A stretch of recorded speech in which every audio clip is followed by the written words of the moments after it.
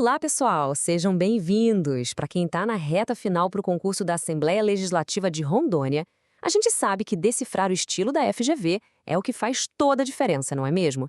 E hoje a nossa missão é exatamente essa: mergulhar em dois temas que são figurinha carimbada nas provas de direito administrativo: poderes administrativos e agentes públicos. Entender os detalhes aqui pode ser o seu grande diferencial. Exatamente.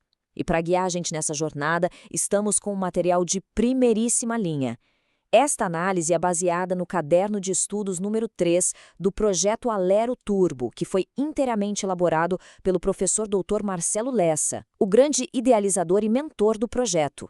É um verdadeiro guia estratégico pensado para quem busca aprovação. Então, vamos começar pelo começo, pelo essencial. Uma coisa que a gente precisa ter muito clara é que os poderes administrativos não são um privilégio. Sabe, eles são, na verdade, ferramentas de trabalho. São os instrumentos que o Estado tem para poder agir e buscar o interesse de todo mundo, o interesse coletivo. É isso aí. E a banca FGV, ela adora explorar as pequenas diferenças, as nuances entre esses poderes. Por isso, o nosso foco aqui vai ser cirúrgico. A gente vai direto nos pontos que mais caem, naquelas distinções que às vezes dão um nó na cabeça, mas que, com a orientação certa, ficam bem claras. Vamos entender como a banca pensa. E o nosso primeiro grande desafio é justamente esse: decodificar essas diferenças. Elas podem parecer sutis, mas são absolutamente cruciais. Entender isso não é só decorar, gente. É como criar um mapa mental, sabe? Que vai acender uma luz na hora H, na hora de resolver a questão da prova. E aqui já temos uma pegadinha clássica da FGV. O poder disciplinar, pessoal, é para quem está dentro de casa, ou seja, quem tem um vínculo especial com a administração, um servidor, uma empresa contratada. Já o poder de polícia é bem mais amplo. Ele alcança todo mundo, a coletividade, limitando direitos individuais pelo bem de todos, como uma multa de trânsito. A banca vai fazer de tudo para misturar esses dois conceitos. Fiquem ligados. Outro ponto que sempre gera dúvida é o poder regulamentar. Basicamente, a gente tem dois tipos de decreto. O decreto de execução, que é a regra geral, ele serve para quê? Para detalhar a lei, explicar como ela vai ser aplicada, mas sem criar nada novo. Agora, o decreto autônomo é a exceção. A própria Constituição dá a ele o poder de inovar, mas só em casos bem específicos, como organizar a administração pública ou extinguir cargos vagos. Sabe, essa diferença é fundamental.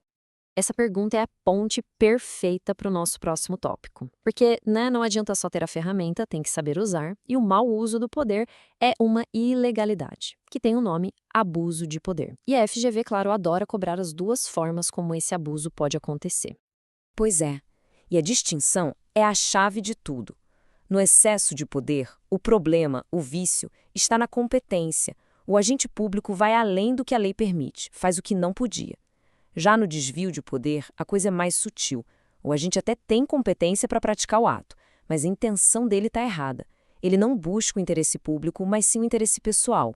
Saber diferenciar isso resolve muitas questões sobre a validade dos atos administrativos. Beleza. Agora que a gente já entendeu como os poderes podem ser mal utilizados, vamos dar um foco especial naquele que é, talvez, o mais presente no nosso dia a dia e, justamente por isso, um dos preferidos da FGV, o poder de polícia. É um tema que merece um capítulo só para ele. E não é só uma impressão nossa, não. Como o próprio professor Marcelo Lessa destaca, o poder de polícia é a menina dos olhos da FGV. Isso é um recado bem direto, né? Dominar esse assunto não é opcional, é uma necessidade para quem quer ser aprovado. E para entender bem, o poder de polícia funciona como um ciclo, com 4 fases bem lógicas. Primeiro, vem a ordem, que é a lei, a norma. Depois, o consentimento, quando a administração dá uma licença, uma autorização. Aí vem a fiscalização, para checar se as regras estão sendo seguidas. E, por fim, a sanção, que é a penalidade quando a lei não é cumprida. E é aqui que o jogo fica interessante. Chegamos num ponto super polêmico, uma questão que foi parar lá no STF que mudou tudo. A grande pergunta era, essa última fase, a de aplicar as sanções, pode ser delegada para uma entidade da administração indireta, que é a de direito privado, tipo uma empresa pública? A resposta do Supremo é um verdadeiro divisor de águas. E a resposta do STF no famoso tema 532 foi: sim, é constitucional delegar o poder de polícia, e isso inclui a fase de sanção, para algumas entidades da administração, Mas, atenção, não é uma delegação sem limites. Ela depende de condições bem específicas. E as condições são exatamente essas. A delegação só vale se for para uma estatal que, primeiro, preste um serviço público de forma exclusiva, segundo, atue no regime não concorrencial sem competição e terceiro, tenha capital majoritariamente público. A FGV vai cobrar exatamente esses detalhes, pode apostar. Muito bem, superamos o primeiro desafio, o dos poderes. Agora vamos para o nosso segundo grande bloco, que é igualmente importante e muito cobrado, o regime jurídico dos agentes públicos. E dentro desse universo gigante que são os agentes públicos, o professor Lessa aponta para a gente duas regras de ouro, os tópicos mais quentes da prova. As regras de acumulação de cargos e a aplicação do teto salarial. São temas cheios de exceções e detalhes que vêm lá da jurisprudência. A regra geral todo mundo sabe, é proibido acumular cargos públicos. Mas, como quase tudo no direito, temos as exceções. E são só estas 3, e ainda precisa ter compatibilidade de horários, viu? São elas: 2 cargos de professor, 1 de professor com outro técnico ou científico e 2 cargos de profissionais de saúde com profissão regulamentada. É preciso memorizar essas 3 hipóteses. Agora vem a pergunta de R$1 milhão, aquela que a FGV adora fazer para ver quem escorrega. Se uma pessoa acumula legalmente 2 cargos, digamos, 2 cargos de médico, o teto remuneratório constitucional vai incidir sobre a soma do que essa pessoa recebe? E a resposta com base na decisão do STF é um sonoro não. O teto não incide sobre a soma, ele tem que ser verificado em cada vínculo de forma isolada, individual. Isso pode parecer estranho para muita gente e é por isso que é uma pegadinha tão boa. Então vamos gravar isso. Na acumulação lícita, o teto é por cargo. Bom, pessoal, estamos chegando ao fim da nossa análise e agora é aquela hora da revisão final, rápida, mas poderosa, para a gente fixar os pontos mais importantes que vimos e que com certeza vão garantir pontos preciosos na prova. Então vamos lá. Regra de ouro número 1, poder de polícia. Lembrem-se que é o tema preferido da FGV. E o ponto mais quente sobre ele é a decisão do STF no tema 532, que permite delegar o poder de sancionar para estatais desde que cumpram aquelas condições. Isso não cai, despenca na prova.